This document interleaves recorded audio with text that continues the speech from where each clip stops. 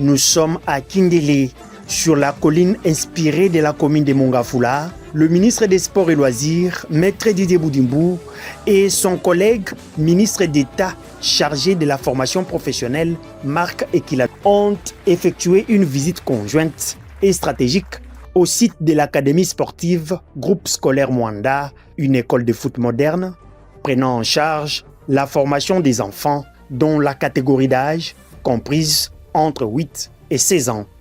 Ce beau cadre de formation aurait droit à la fin du mois à une visite des instructeurs du FC Barcelone et de l'AS Monaco, a annoncé Didier Boudimbo.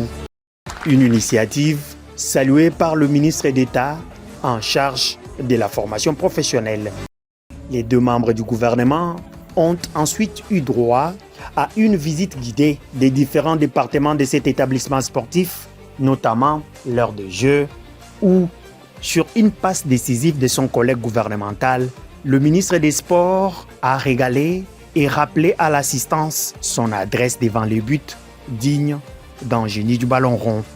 La cérémonie se clôture avec une brève séance de démonstration soutenue par quelques exercices techniques et tactiques sous la houlette de l'instructeur principal du centre, le coach Tello. Une photo des familles va donc boucler cette visite stratégique, symbole d'un pas de géant en gestation.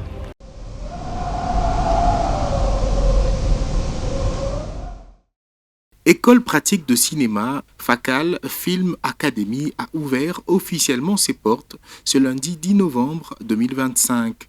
C'était en présence du ministre d'État, ministre de la Formation professionnelle et son collègue de la Culture, Arts et Patrimoine. Maître Marc Ekila et Yolande Elébé qui ont tour à tour encouragé la création de ce centre de formation professionnelle dont les responsables s'y sont engagés à promouvoir les talents et à renforcer une industrie créative dynamique en Afrique. Il y a lieu d'encourager les entrepreneurs culturels que vous êtes et les créateurs indépendants qui contribuent à faire vivre et prospérer nos industries culturelles et créatives. Mais également, il y a lieu de proposer les formations en vue d'encourager la professionnalisation du secteur cinématographique. Bonne chance à votre académie et vous contribuez, peut-être que vous ne nous en rendez pas compte, vraiment à la vision implémentée par le chef de l'État. Et quand on parle de métier, quand on parle de développement des compétences humaines, c'est tout ce que nous pouvons faire.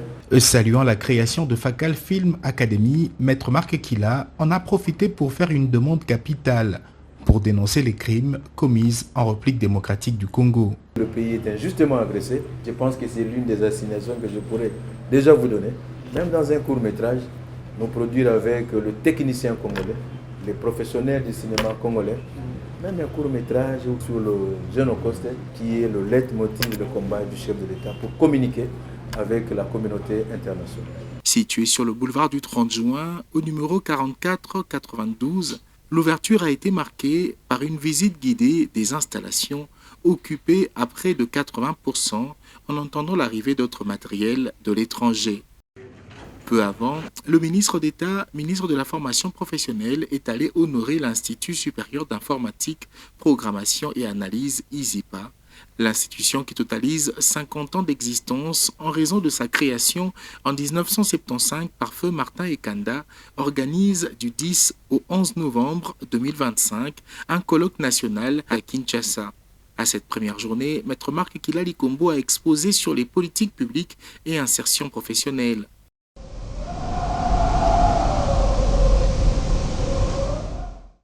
Le jeudi 20 novembre 2025, depuis le Pullman Hotel, Kinshasa, Maître Marc Ekila, ministre d'État de la Formation professionnelle, a participé à la télé nationale de restitution et de planification du projet Empowering Digital Talents, tenu du 20 au 22 novembre. C'était en présence des représentants des partenaires publics et privés impliqués dans ce programme national de renforcement des compétences numériques. Ce projet est issu d'un partenariat public-privé entre Vodacom Congo, principal financier, la GIZ, KDA Academy et bien sûr le ministère de la formation professionnelle. Son objectif est de former les jeunes Congolais au métier du numérique et de soutenir la transformation digitale des institutions et des entreprises en République démocratique du Congo, initiative saluée par le ministre d'État, ministre de la formation professionnelle. Présenter les résultats à mi-parcours de ce programme était également l'objectif de cette rencontre. On parle notamment de plus de 9000 jeunes formés à Kinshasa, Lubumbashi et Kolwezi sur un objectif de 20 000, soit 45% de réalisation. 316 diplômés en formation avancée, développement web et marketing digital sur un objectif de 964 hauts cadres de PME formés en intelligence artificielle et stratégie business. Connexion Internet gratuite fournie au centre KDA de Kinshasa, Lubumbashi et Goma. Et enfin, la dotation des équipements numériques dans plusieurs universités du pays. Maître Marc Ekila, qui a axé son exposé sur l'importance de la montée en compétences digitales pour les institutions publiques privées, a parlé notamment de l'alignement avec les priorités nationales de formation, également le success story du partenariat public-privé, tout en encourageant à poursuivre et amplifier ensemble le projet. Il faut signaler qu'à la même semaine, entre cet atelier, son ouverture et sa clôture, le ministre d'État Ekila a activement participé du 18 au 20 novembre 2025 sans ne rater une seule session aux travaux lancés par le chef de l'État Félix-Antoine Tshisekedi Tshilombo de la table ronde nationale sur l'emploi et l'entrepreneuriat des jeunes. Au deuxième jour, par exemple, le président de la République, Félix Tshisekedi, a effectué une visite surprise au Collège des hautes études de stratégie et de défense chaise pour s'imprégner de l'évolution des échanges entre experts désignés par les parties prenantes. Le ministère de la formation professionnelle a été bien représenté par le ministre d'État, ministre de la formation professionnelle et une forte délégation des experts de son cabinet.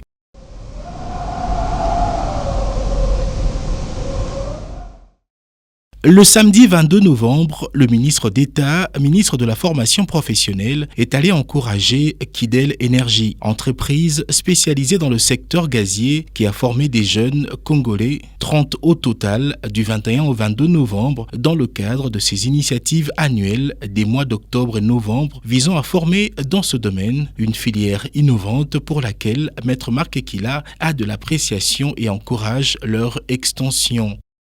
Avec pour thème système gazier, plomberie et installations domestiques et industrielles, l'objectif de la formation était notamment le transfert des technologies entre l'Allemagne et la République démocratique du Congo avec un expert allemand venu pour dispenser la matière, Vladimir Voller de GOK, avec à ses côtés le Congolais de Kidel Energy, Yannick Nsalambo. Aussi, la mise à niveau pour les professionnels congolais œuvrant déjà dans le secteur, l'ouverture aux opportunités d'affaires, l'emploi des jeunes congolais, l'innovation dans le secteur gazier et enfin la sécurité au maximum dans l'utilisation des gaz. L'objectif de Kidel Energy consiste à apporter des solutions pour le développement du fait de l'inexistence des spécialistes dans le domaine pétrolier. En voulant créer une classe d'experts en cette matière, le gaz étant une ressource de souveraineté nationale. Il faut signaler que Kidel Energy ouvre ses portes pour former tout Congolais capable et prêt à apprendre afin de s'équiper en connaissance de systèmes gaziers.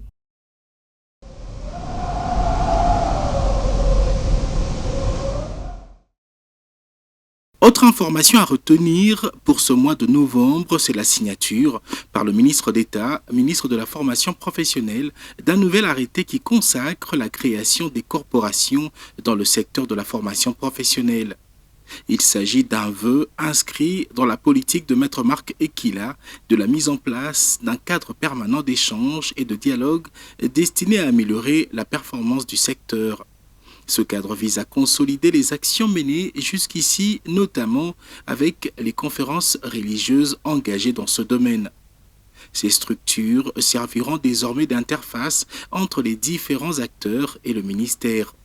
Elles auront plusieurs missions, notamment faciliter les échanges, promouvoir la bonne gouvernance et accompagner les efforts de planification, du développement, de l'enseignement et de l'apprentissage des métiers.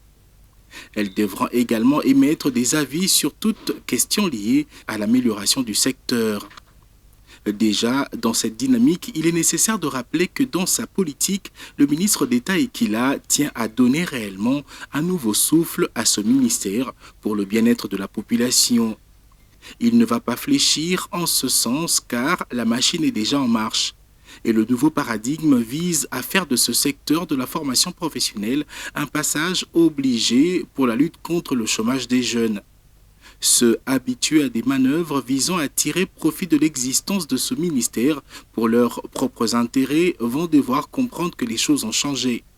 D'ailleurs, dans le même sens, lors de la 66e réunion du Conseil de ministres de vendredi 7 novembre, le Conseil avait pris acte de la nécessité d'identifier toutes les structures privées opaques du secteur de la formation professionnelle dont la paye est à charge de l'État.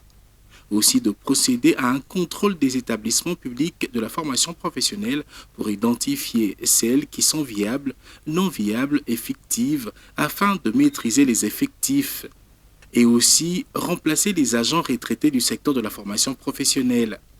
Le vice-premier ministre, ministre en charge de la fonction publique, avait été chargé d'approcher la première ministre chef du gouvernement avec des propositions concrètes sur cette question.